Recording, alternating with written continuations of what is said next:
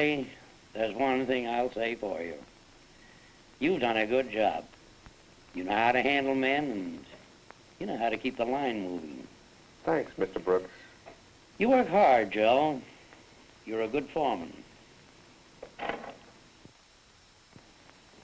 Yes, women workers do present problems, Joe. It's tough, I know, but there are thousands of others, just like you all over the country, facing the same problems. Pretty generally, you'll all find about the same answers. I know most of the answers as far as the men are concerned. Well, I think we can say that the broad principles involved in the supervision of men apply equally well in the case of women. That ain't what I learned about women. There are some new and different problems, Joe. I'll admit that. Women scare me. At least, they do in a factory. Well, maybe the women are scared too, Joe. Let's see.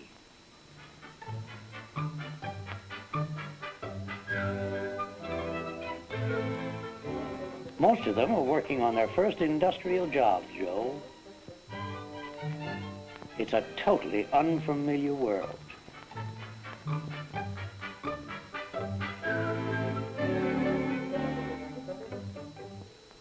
You see, they're not naturally familiar with mechanical principles nor machines. Why, even the language applying to common processes and tools are new to them. It must sound like double talk to them. Now, if anybody wants a flam span, give with the double left-handed jerry wrench on account of it might subbobulate the orange crate with the torpid. On the other hand, if a span flam is wanted, that's single right-handed, providing the pressing puncture is adjusted to the conch front of 37 and 2/8. Is that clear? I know, Joe. It takes time to make them feel at home, but it can be done. You talk like a man who knows women. We'll see, Joe. We'll see. You know, women workers can be surprisingly good producers, and it helps a lot to get them off to a good start. When breaking in any new worker, and of course especially a woman, you've got to explain every angle of the process down to the last detail. And since most of them lack mechanical background, you've got to study every job and subdivide it into simple operating steps. It's a good idea not to use trade terms, except, of course, where we must, and then explain in plain language exactly what such terms mean. And no matter what the job, he fits the tools and the work arrangements to suit the worker.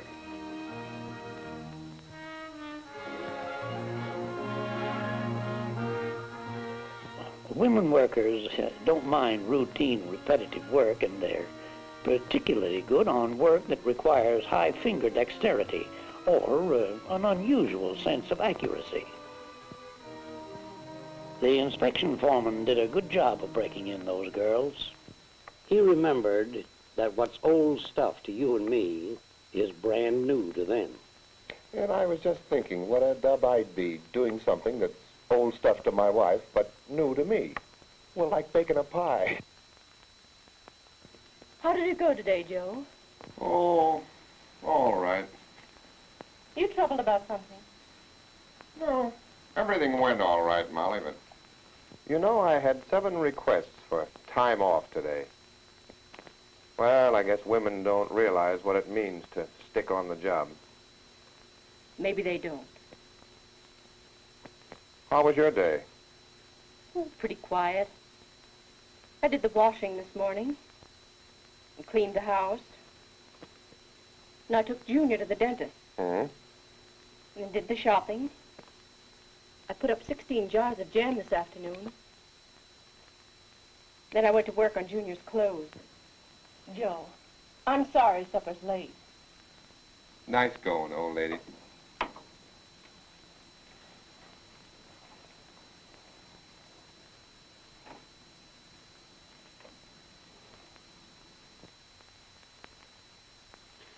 You know, Molly, I've been thinking. Yes, Joe. Maybe some of those women and girls coming into the plant, well, maybe they have home responsibilities, too. Could be. Maybe Maybe they really do need time off. Perhaps I could rearrange their work schedules for them. I'm sure they'd like that.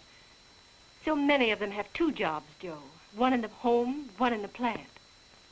Gee, I'm glad I thought of that. Yes, dear. Good morning, Joe. Morning, Mr. Brooks. How go the ladies? Well, as a matter of fact, I was just jotting down a few points on that very subject from this manual of yours here.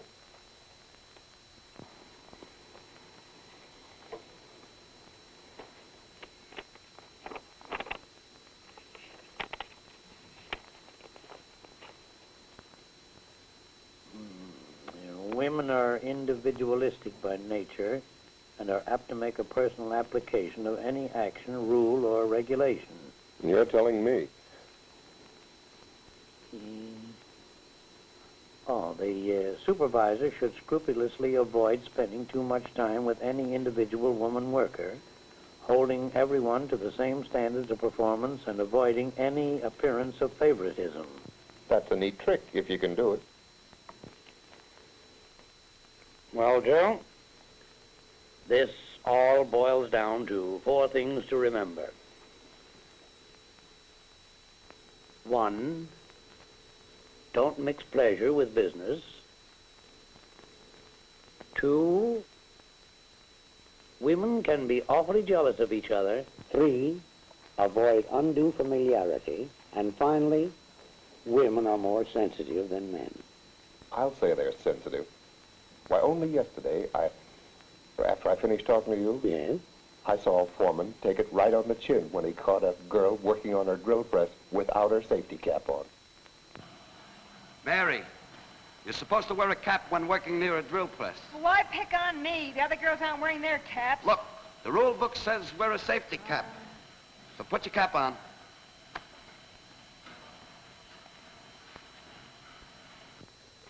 There. You see what I mean? They give you an argument, and a crazy one at that. Yes. A man probably would have kept the argument about himself and not trapped the foreman the way she did. What do you mean, trap him? Oh, Lord bless. It's an old stunt, Joe. You go after a woman worker on one point, and she switches the issue. Well, why limit that to women? Now, the issue was, why wasn't she wearing a cap? Yeah. And she switched him to the fact that the other girls weren't wearing theirs. And all he did was stand on his dignity. A bit stuffily, I might say. Now, if she had been a man, he wouldn't have laid down a safety rule so arbitrarily. You know, Joe, you've got to tell them the why of every rule, particularly women. Now, suppose he had handled it in this way. Mary, your hair was just about 2 inches away from the drill chuck. And that's why we asked you to wear a cap so that your hair don't get caught. Oh, gee, You see, rules are here to protect you and the other girls working around you. I saw some of the other girls, and they weren't wearing any That's caps. right, but they're not working with machines. They just sit at a bench and assemble things. Nothing dangerous to them or the people nearby. You know, I never thought of it that way before. You have your cap with you, haven't you? Yeah. Okay, I get it. A foreman will always have the eternal feminine to contend with, Joe. You know, jealousy can cause you no end of trouble. Now, avoid spending any more time with one than with another. Treat them all the same, pleasantly, friendly, but with no favoritism, and above all, avoid undue familiarity. Watch the little things, Joe. The eternal feminine is very conscious of them. And finally, I don't have to tell you not to mix pleasure with business. To all the rules in supervising women, add just one more. Act quickly. Never let a situation get underway. Remember, Joe, we couldn't have won this without the help of the women in this plant.